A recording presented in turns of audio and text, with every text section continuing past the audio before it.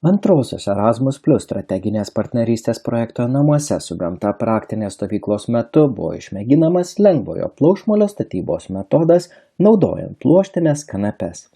Susivienijimas Žali LT organizuojant praktinės veiklas siekia projekto tikslų, suteikiant galimybę stovyklų dalyviams tobulinti ir įgyti naujus įgūdžius, kurie gali praversti lengviau įsitvirtinti darbo rinkoje.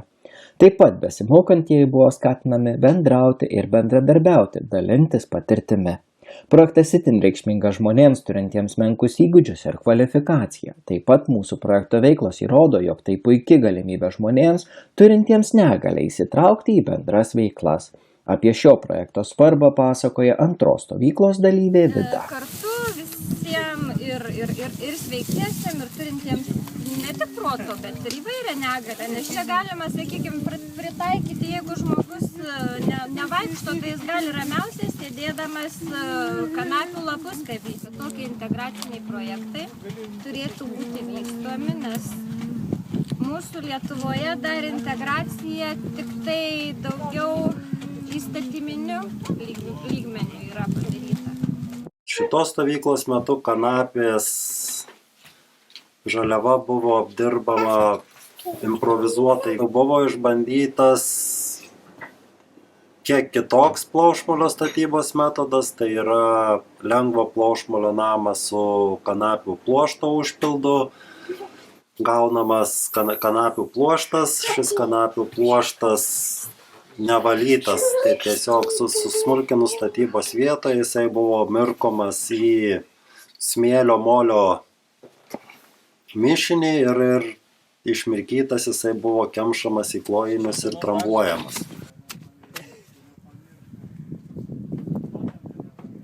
Antrosios stovyklos metu kanapių ūkio savininkas dalinosi žiniomis ir patirtimi apie kanapių panaudojimo galimybės, nuo medicinos ir maisto iki tekstilės pramonės ir statybų.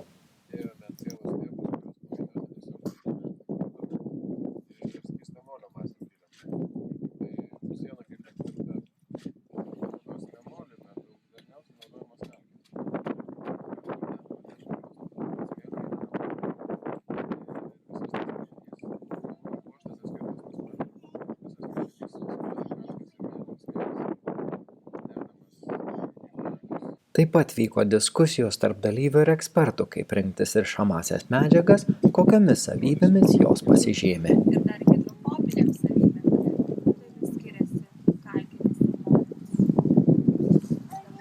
molis. Atstumė drėgmę kalkės, ar ne? Taip. Kalkės atstumė drėgmę, molis kaip ir labiau linkęs traukti ją. Kvėpavimo atžvilgiu molis turbūt irgi artimesnis. Sukuria geresnį mikroklimatą. Projekto dalyviai kalbėdami apie jų pačių lūkesčius įvardijo ne tik norą dalyvauti ilgesnėse stovyklose, bet ir apie ateities planus susijusius su išbandytais metodais. Lūkesčiai tai trumpokos tos stovyklos. Trumpokos. Reikia savaitinės, ar ne?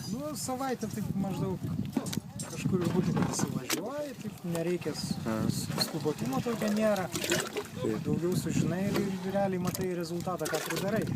Patirtis, kaip manęs irgi klausė, tai jau gal namas statausi mintise, bet kol kas dar jaučiu, kad per mažai plytų.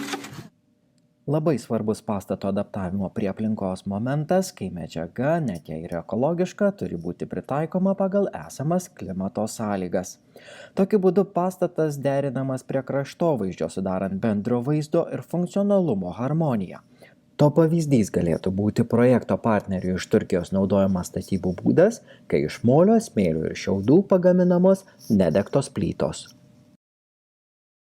Ar šį būdą būtų galima pritaikyti Lietuvoje, manau, gal būtų sudėtinga dėl to, kad šitam būdui reikalingas sausas, saulėtas, giedras oras. Tokios suformuotos plytos jos gali nespėti išdžiūti ir jeigu nori taikyti tokį metodą, tada reikėtų jau imtis papildomų priemonių, kaip apsauga nuo lietaus, kaip priverstinis džiovinimas.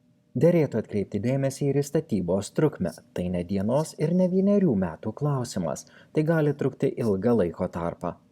Pats procesas tampa organiškas, veiksmai apgalvoti ir išpuoselėti, atsižvelgiant į norus ir poreikius. Filosofiškai užbaigiant ekostatybų mintį, sąvoką statymas galima būtų sugretinti su auginimu.